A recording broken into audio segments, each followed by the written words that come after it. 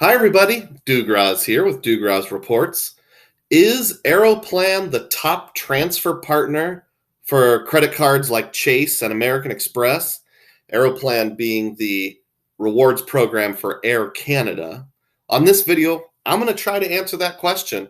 But before I dive in, on this channel, we talk about finding epic value for the average American, including but not limited to credit card rewards. If that sounds interesting to you, please subscribe to the channel and please click the thumbs up button. Let's dive in. So yes, I want to know a little more about Aeroplan. And no, I don't fly to Canada regularly and I don't plan to, but there's other ways to use Air Canada. There's other places you can go with Air Canada. So let's just see what we can find out today. This particular video was partially inspired by a comment on a prior video I had made. I'll put a link up here in the corner discussing my American Express strategy in December of last year, December of 2021. And in the comment section, somebody wrote this: when you start to book in larger groups, Aeroplan seems to be the easiest, but you don't get the same great round trip redemption that you do on ANA. Chase and American Express are partners with Aeroplan. So to give a little context, because I have a family of four, finding 4 seats open in business class to fly anywhere overseas sometimes seems like the impossible dream. And I was kind of complaining about that. Although ANA, which is a Japanese airline, can be used for great value getting to Europe, it's just really hard to find 4 seats. That particular comment was from one of my subscribers named Engineer. So hat tip to you, Engineer. Thanks for that. I decided to do some checking, and I compared the Google Flights cash price with the Chase portal versus Aeroplan just to see what worked out the best.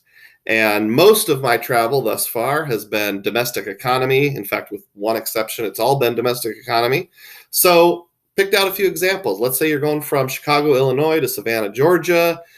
In June, you've got a job, so Saturday to Saturday is the best. Cash price is $379. If you're looking in the Chase travel portal, the cash price is essentially the same. It's about $25,000 on the Sapphire Reserve and about $30,000 on the Sapphire Preferred. What about Air Canada itself? Well, unfortunately, they have no award flights on that particular route on that particular day. And I know they don't fly domestically within the U.S., but their domestic partner would be United. And for whatever reason, there just wasn't reward availability on United.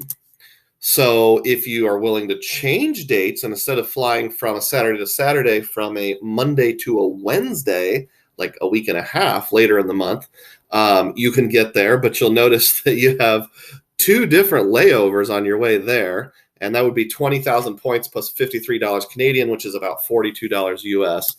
So when we compare all of those together, the cash price was $378. If you're going through the Chase portal and you have the Sapphire Reserve, it's about $25,000. The Sapphire Preferred is about $30,000. And the Aeroplan cost itself for a direct transfer to about 20,000 points. So I say the winner is the Chase portal. Probably, yes, Aeroplan was fewer points, but I think the value of flying on the exact days you want, and who wants to have 2 layovers on a domestic economy flight? Next example, how about more bigger markets only? You're going from Houston, which is United Hub, to Seattle, one of their major routes, again, Saturday to Saturday. Cash price, $398. In the Chase portal, almost the exact same price. If you have the Sapphire Reserve, you're getting a 1.5 modifier, 26,000 points. The Sapphire Preferred, you're getting a 1.25 modifier, about 32,000 points. And then Aeroplan, again, picks up no reward space on that date, not even in economy. So you can shift, and instead of flying Saturday to Saturday, fly from Wednesday to Tuesday, shortcut your vacation by 1 day. And it's 25,000 points plus about $42 US. So comparing them all, here we've got the points for the Chase portal, and here's Aeroplan. It depends on how you look at it. I'd say the winner is the Chase portal, probably, even though it's a little bit less in the points. Again, I think flying on the exact dates you want is probably the most important thing. So we're 0 for 2 for flying within the U.S. Maybe let's try going to Canada.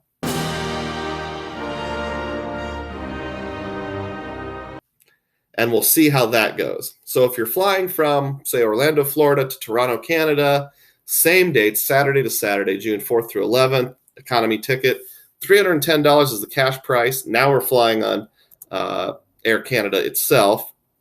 Chase Portal, the price is about the same, just under 20,000 points for the Sapphire Reserve, about 24,000 for the Sapphire Preferred. And Air Canada does have availability on this day, and it's only 15,000 points, plus $59 US for the fees, which covers taxes and those kind of things. They do have this option down here. You can see where if you want to, instead of paying for the fees, the taxes and such, you can pay points only and basically buy Air Canada miles at whatever that comes out to and do that instead. So here's the chart, and we've got 19.8 for the Sapphire Reserve, 23.8 for the Sapphire Preferred, only 15,000. This one is pretty close, but I'm going to call the winner Air Canada. The point difference here is about equal to the $59, so it's kind of a wash which one you go with. I know that you will earn status on a purchase ticket, but I'm not sure it's enough to really matter for a $300 economy ticket. And you probably have a lot less hassle booking directly with the airline if something were to go wrong or something were to come up. All right, enough flying within North America. What if we go across the pond? How about Chicago to London? I'm going to use Chicago for all these examples because that is the nearest United hub to where I live in Iowa. Let's just see how those shake out. So we're going to, of course, if we're going across the Atlantic Ocean, we're going to want to take business class so we can have a nice lie-flat sleep as we travel overnight. And from this point forward, I'm not going to do all the different screenshots. I'm just going to show you the chart. The cash price is a little over $3,000, and the best one I found is SAS, which is a Scandinavian airline with a layover in Copenhagen.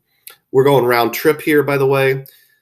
I do reserve the right to exclude really lame flights, like sometimes, older business class flights that don't have lay flat seats. I'm not considering those. So what I'm considering for the Google Flights price isn't always the cheapest, but it's the cheapest of the reasonable flights.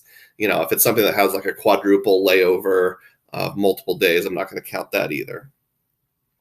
But anyhow, the Chase Portal, roughly the same cash price, just slightly inflated. You can go about 213,000 points with the Sapphire Reserve or 255,000 with the Sapphire Preferred for that same flight. If you're looking on Air Canada's Aeroplan, though, it's only 172,000 points plus $375 US. And that's Air Canada with a layover in Montreal, so Chicago, Montreal, London, and right now there's a maximum of 3 tickets available at that price. How about we're going to Germany now?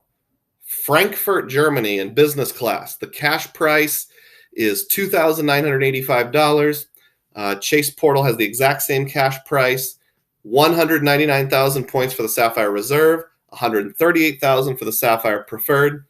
Air Canada's Aeroplan comes in at 138,200 points.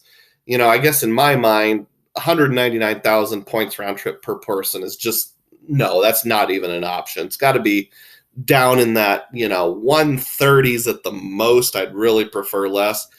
We're starting to get there. This is kind of reasonable. Again, Air Canada, Chicago, Montreal, over to Europe.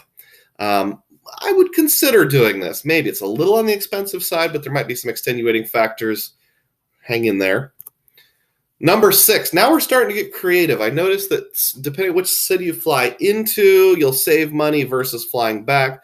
For example, a lot of you probably already know this, but I've only known it for about 6 months.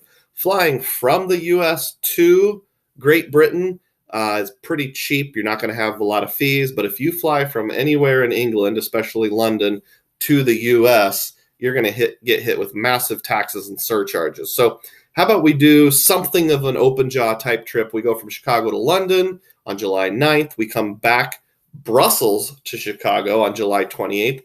And yeah, I'm having to kind of search for some creative dates, sometimes like flying on a Thursday. That cash price would be pretty expensive, $4,300. Of course, no one's going to do that. The Chase portal is a little cheaper. It was weird that the Chase portal had options that Google Flights didn't. But anyhow, different airlines you can see on the right there. 248,000 Sapphire Reserve, 297,000 with Sapphire Preferred. That's just ridiculous. I mean, no one's going to ever do that. I shouldn't say no one, but I'm probably never going to do that. I mean, that's 1,000,000 points just on your flights if you have a family of 4. But with Aeroplan, with those particular flights, they all involve a layover in Montreal. 127,000 points plus only $60 US. Seems like flying from Brussels, Belgium, back to the United States usually leads to really low surcharges. So this is in the realm of possibility. I'd love it if it could be under 100,000 points per person round trip, but at least we're getting kind of close. The bummer is, you see down here in the bottom right corner, there's still only 3 tickets available, and I've got a family of 4. All right. What if we want to fly to London, but we're coming back from the Emerald Isle? We've got Dublin to Chicago, and I do admit that means you have to reposition within Europe, both of these last 2 examples, but that should be doable. The cash price is $3,200. The Chase portal is a little less expensive, again, having flights that for whatever reason didn't appear in the Google Flights. 193,000 on the CSR, 232,000 on the CSP, but only 125,300 per person for this creative round trip on Aeroplan. And again, layover in Montreal. Now, the bummer was this one only has 2 tickets available. So I'm thinking, I'm recording this in early February of 2022, and I'm looking for flights in the summer of 2022. I think if I'm going to do this with my family in the summer of 23, I'm going to have to book them about a year out. Probably I need to do my searching around July, August, September of this year for flights next year. But at least this gives us a flavor in our best effort to find 4 business class tickets together to and from Europe. Example number 9, we'll be very neutral and we'll go to Switzerland. We're going to fly into Switzerland in Zurich. We're going to come home via Dublin, Ireland. In this example, the cash price for business was $4,700, completely unrealistic for most people.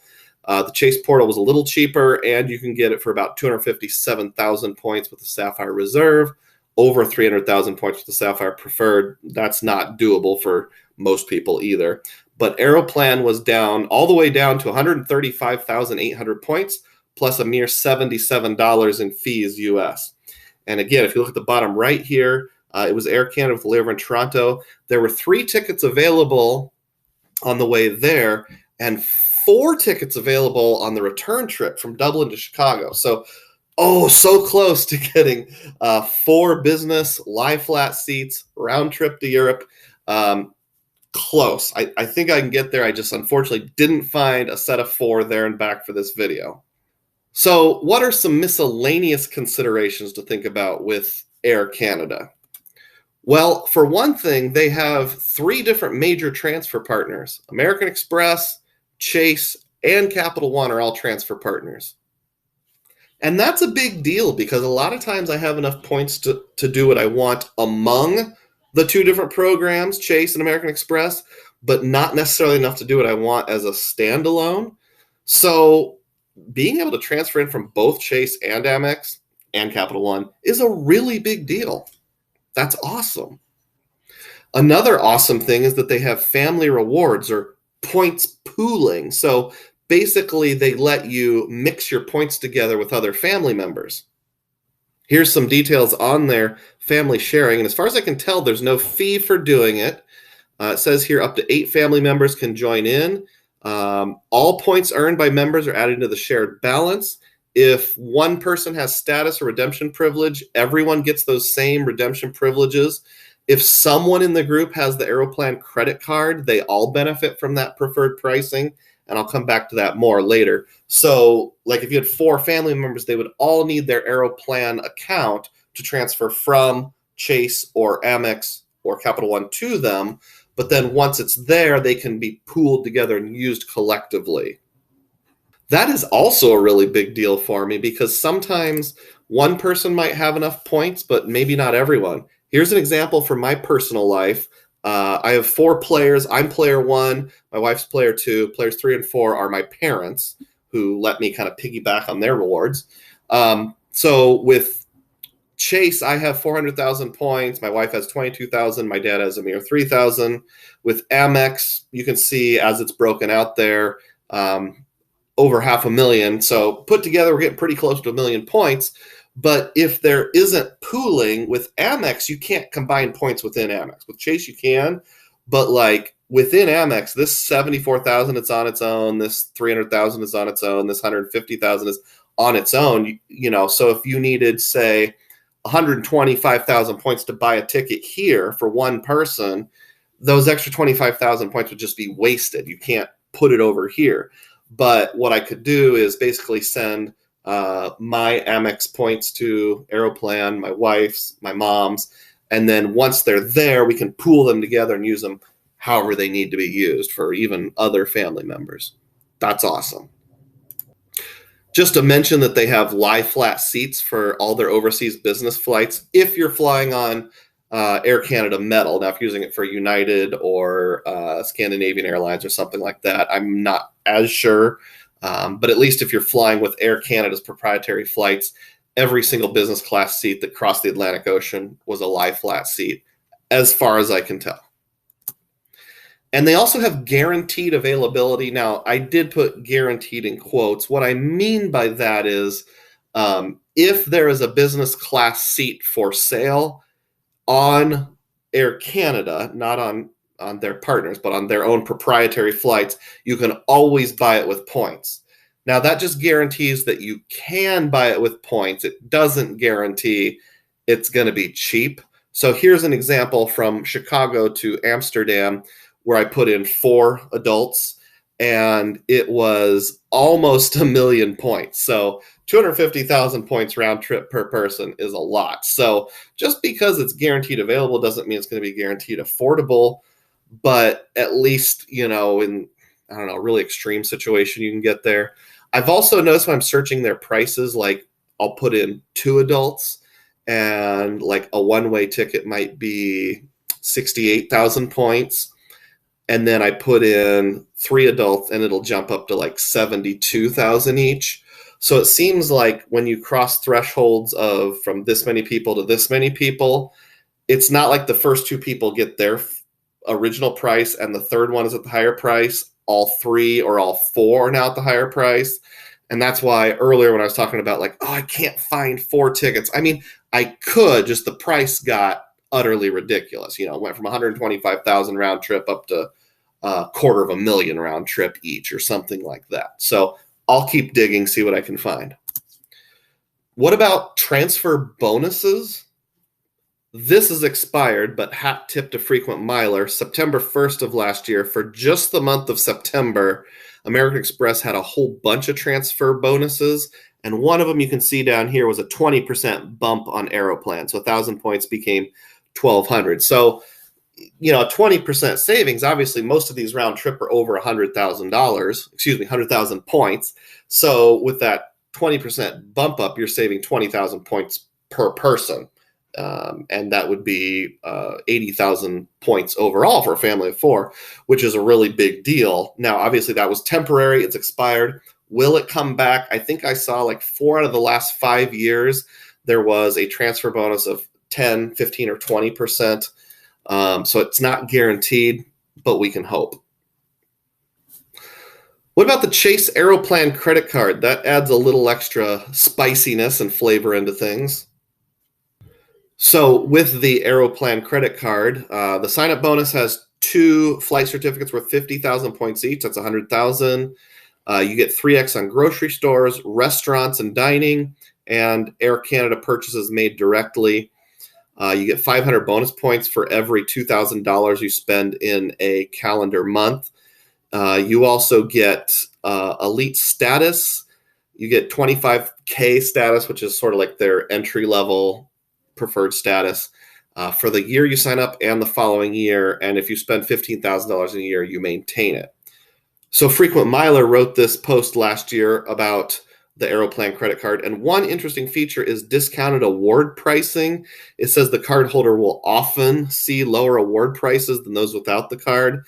And it references Prince of Travel, who crunched a bunch of numbers and said, on average, if you have the card and the generic status it comes with, you're going to be discounted probably between 8 and 15% with some exceptions. That could be another big deal. You know, if you think about, you get, say, a 20% transfer bonus from Amex, you get to save at least 8%. That could make a big difference. So I'm somewhat intrigued by the credit card. So Air Canada's Aeroplan, best transfer partner. If you have a big family, if it's easy to use, it's certainly not bad. What do you think? Give me your thoughts. As always, may your spending be frugal and may your points be plenteous. Thanks for watching.